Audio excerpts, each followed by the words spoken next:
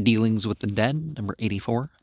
After a little reflection, the true explanation of this apparent mystery appears to be exceedingly simple.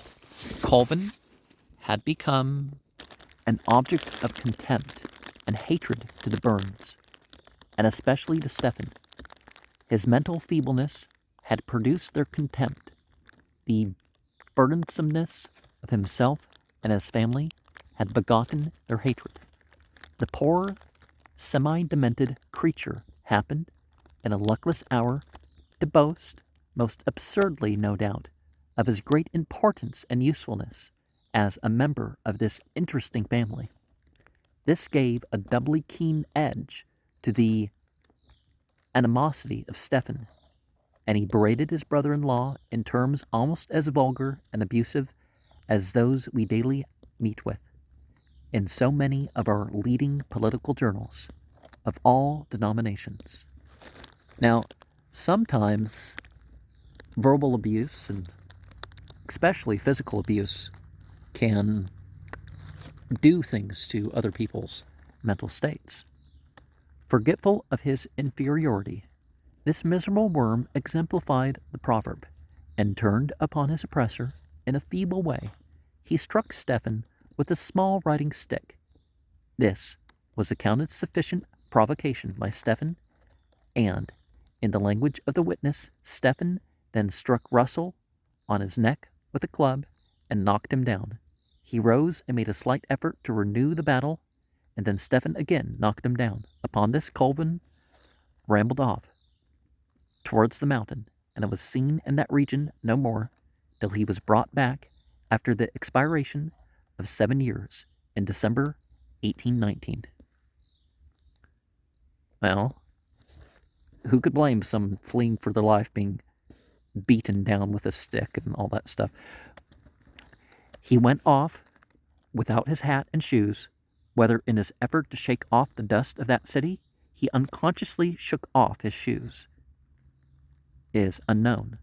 The discovery of the hat some years after formed a part of that wretched rope of sand, for it is not worthy of being called a chain of evidence upon which Stephen and Jesse were sentenced to death. Colvin had doubtless long been aware that he was an object of hatred to the Burns. The blows inflicted upon this occasion undoubtedly aggravated his insanity. Yet enough remained of the instinctive love of life to teach him that his safety was in flight. How he found his way to that part of New Jersey which lies near the Atlantic Ocean is of little importance. He was notoriously a wanderer. It was the spring of the year. He moved onward without plan, camping out among the bushes or sleeping in barns, the world before him and Providence his guide.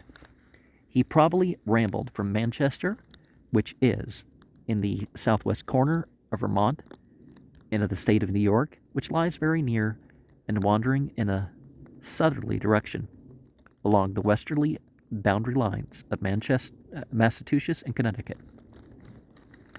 He would, before many days, have entered the northerly part of New Jersey. Accustomed to his occasional absences, the Burns undoubtedly expected his return for weeks and months, even though the summer had passed and the harvest had ended. But after the snows of winter had come and covered the mountains, and the spring had returned and melted them away, and Colvin came not, then Stephen Burn doubtless began to fear that he had unintentionally killed him, that he had wandered away and died of the effects of the blows he had received, and that his bones were bleaching in some unknown part of the mountain, whether he had wandered immediately after the occurrence. Upon this hypothesis alone can we explain one remarkable word. In the answer of Stephen to Merrill's question in the jail, as certified by Judge Chase in his minutes, I asked him if he did take the life of Colvin. He said he did not take the main life of Colvin. He said no more at that time. Does any reflecting man inquire what could have induced these men to confess the crime with such a particular detail of minute and extraordinary circumstances? The answer has already been given in part. Stephen doubtless believed it to be quite probable that he had been the means of Colvin's death. To explain the motive for confession more fully, it is only necessary to stand for one moment in the prisoner's shoes. He was assured by Squire Raymond and others, in whom he confided, that no doubt was entertained of his guilt, that his case was dark, and that his only hope lay in confession. His mind was brought to the full and settled belief that he should be hung before many days unless he confessed. If he had confessed the simple truth, the quarrel, the blows, the departure of Colvin, all this would have availed him nothing.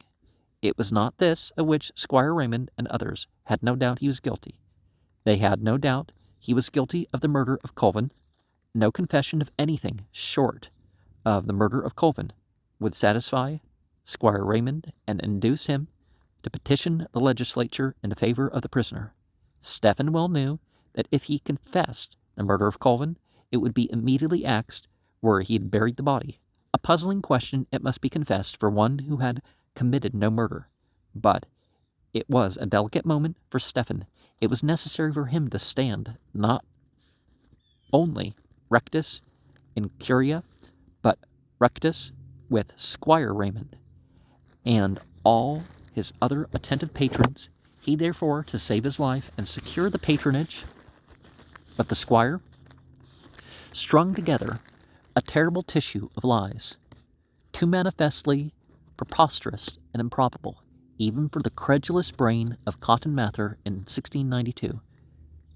He relieved himself of all embarrassment in regard to the dead body of the living Colvin by confessing that he first buried it in the earth and then took it up and reburied it under a barn, and after the barn had been burnt, took up the bones again and cast them into the Battenkill River. The confession of Jesse was made when he was aroused from sleep at midnight under the impression, as he stated at the time, that something had come in at the window and was on the bed beside him. Somewhat extrajudicial, this confession, to be sure. This Jesse appears to have been a most unfilial scoundrel, for instead of confessing, as Stephen had confessed, that Stephen himself killed Colvin single-handed and alone, Jesse catered more abundantly to the popular appetite for horrors by confessing that his old father, Barney Byrne, damned his son-in-law, Colvin, very frequently, and cut his throat with a small penknife. All this clotted mass of inconsistent absurdity, extorted by hope and fear,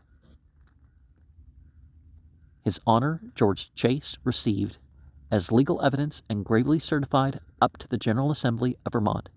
It is true Judge Chase, as we have stated, rejected the written confession of Stephen because Raymond swore as follows: "I've heard Mr. Pratt and Mr. Sheldon tell Jesse Byrne that if he would confess, in case he was guilty, they would petition the legislature for him.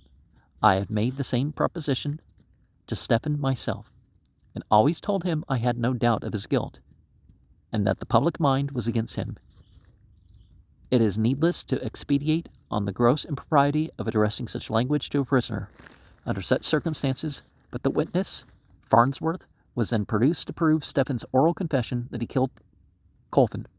It appears by the minutes certified by Judge Chase that he put the preliminary questions, and that witness swore that neither he nor anybody else to his knowledge had done anything directly or indirectly to influence the said Stephen to the talk he was about to communicate. In vain, the prisoner's counsel protested that the evidence was inadmissible because the talk between Stephen and Farnsworth was subsequent to the proposition made to Stephen by Raymond. In vain, they pressed the consideration that if, on this ground, the written confession had been rejected, the oral confession should also be rejected. In vain, they offered to prove other proposals and promises made to the prisoners at other times before the conversation now offered to be proved. Nothing, however, would stay their honors from gibbeting their judicial reputation in chains which no time will ever knock off. They suffered Farnsworth to testify, and he swore that Stephen told him about 2 weeks after the written confession that he killed Colvin and so on. This must have been about September 10th, 1819, and of course before the trial, when he was still relying on the promises of Squire Raymond and others. The prisoner's counsel very judiciously moved for the reception of the written confession, and it was read accordingly. Unable to restrain the judicial antics of the court, it appeared to be the only course for the prisoner's counsel to throw the whole crude and incongruous mass before the jury, and leave its credibility, or rather its palpable incredibility, to their decision. Yeah, it shouldn't be left to a jury if the judge knows the evidence. It would be desirable as a judicial curiosity to possess a copy of Judge Chase's charge of his instructions to the jury. He says nothing in his certified statement to the General Assembly. Now, apart from the confessions of these men, extorted so clearly by the fear of death and the hope of pardon, there was evidence enough to excite suspicion, and there was no more, but the law of our country convicts no man of murder or manslaughter upon suspicion. I shall conclude my remarks upon this interesting case in the following number. And we don't have too many numbers left. Was 89? Yeah, I think it's 89. This last one.